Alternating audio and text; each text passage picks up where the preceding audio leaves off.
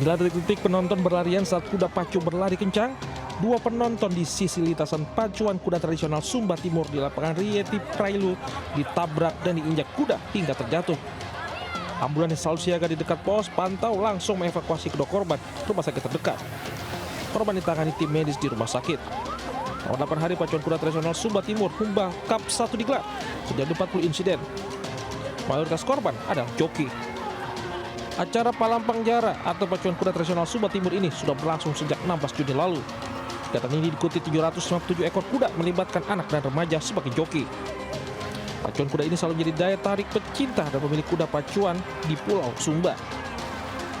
Meski selalu terjadi insiden, namun tidak menghentikan kegiatan ini. Dari Sumba Timur NTT Dion Umbu Analodu, Ainus melaporkan.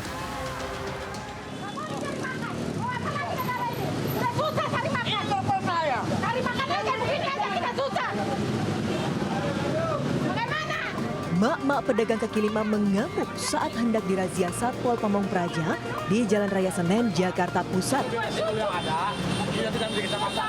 Ia tak terima terpal yang biasa digunakannya untuk berteduh diangkut paksa petugas. Bersama suaminya ia protes dan memaki petugas. Mereka menuding razia hanya merugikan rakyat kecil. Sang istri yang berada di warung pun ikut melayangkan protes dengan terus memaki petugas. Sementara itu selain pedagang kaki lima, petugas juga merazia pedagang koper hingga pedagang sayur yang menjajakan barang dagangan hingga ke bahu jalan. Razia digelar menyusul kian banyaknya pedagang kaki lima yang menggunakan trotoar. Selain mengganggu keindahan tata kota, keberadaan para pedagang kaki lima juga kerap menimbulkan kemacetan. Dari Jakarta, Rani Sanjaya, iNews melaporkan. Pemirsa, seorang bocah di kawasan Cengkareng, Jakarta Barat menjadi korban penjamretan ponsel saat asik bermain game di sebuah warung. Pelaku yang ternyata sepasang kekasih terekam jelas kamera pengawas.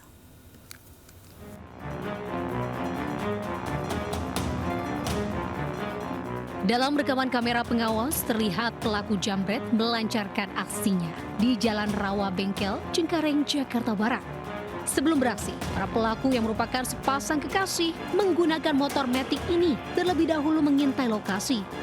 Memanfaatkan situasi sepi ketika maghrib, para pelaku dalam hitungan detik langsung menggasak telepon genggam yang digunakan bocah untuk bermain game di warung.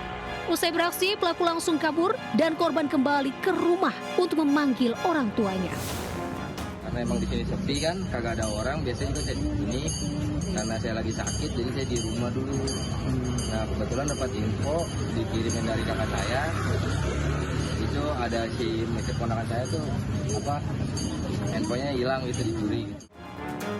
Meski belum dilaporkan ke pihak kepolisian, orang tua korban langsung memviralkannya ke sosial media agar pelaku jera ketika melihat dirinya viral. Di Jakarta, Rizky Falupi melaporkan. Pemirsa, pasangan selingkuh digerebek warga di sebuah tempat indekos di Palembang, Sumatera Selatan. Kericuan terjadi karena pasangan pria menolak diamankan warga.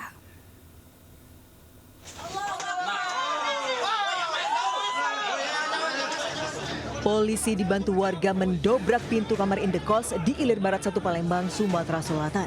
Turut di dalam penggerebekan ini seorang wanita yang merupakan istri sah pria yang diduga selingkuh dalam kamar.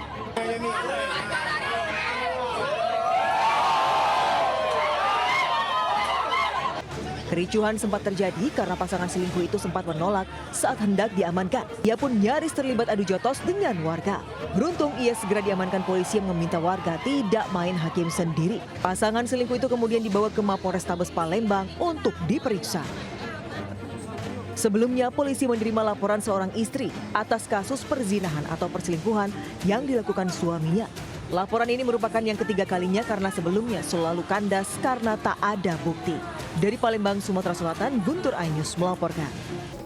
Pemirsa, pendaki asal Brazil yang jatuh sedalam 600 meter di jurang puncak Gunung Rinjani akhirnya berhasil dievakuasi.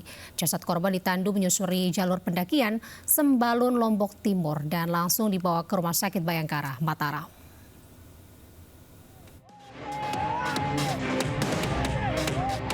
Inilah detik-detik tim SAR gabungan berhasil mengevakuasi Juliana, warga negara Brazil yang terperosok ke jurang di ketinggian Gunung Rinjani, Lombok, Nusa Tenggara Barat Rabu pagi.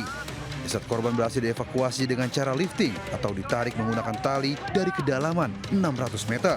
Setelah berhasil dievakuasi, jasad korban ditandu menyusuri jalur pendakian Sembalun Lombok Timur dan langsung dibawa ke Rumah Sakit Bayangkara Mataram. Pada pukul 13.50 bahwa korban dari hasil informasi dilaporkan telah dapat dievakuasi dari kedalaman 600 meter menuju ke LKP. Dengan adanya korban sudah bisa kita tarik ke atas.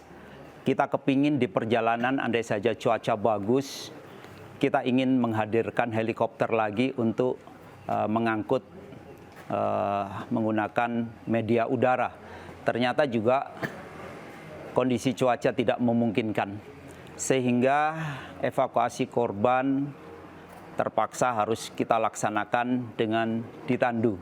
Nanti kita akan update ya perkembangannya mengenai apa langkah-langkah yang akan kita ambil untuk membantu. Sebetulnya bukan hanya kasus ini yang di Rinjani ya, tapi banyak kasus yang sampai ke Presiden yang oleh tim Bapak Presiden sedang diadvokasi. Ya semua sebetulnya baik di medsosnya Presiden maupun medsosnya siapa saja atau melalui jalur apa saja yang masuk ke Presiden akan diperiksa, akan diteliti, akan diverifikasi dan sebisa mungkin akan diberikan bantuan. Sementara itu, Kementerian Pariwisata juga meminta penguatan standar operasional prosedur atau SOP di seluruh wisata ekstrim di Indonesia.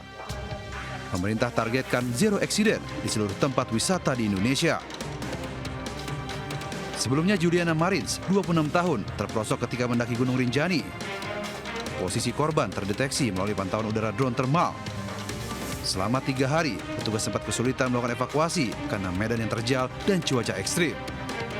Dari Lombok Timur, Nusa Tenggara Barat, Ramli Nurawang melaporkan.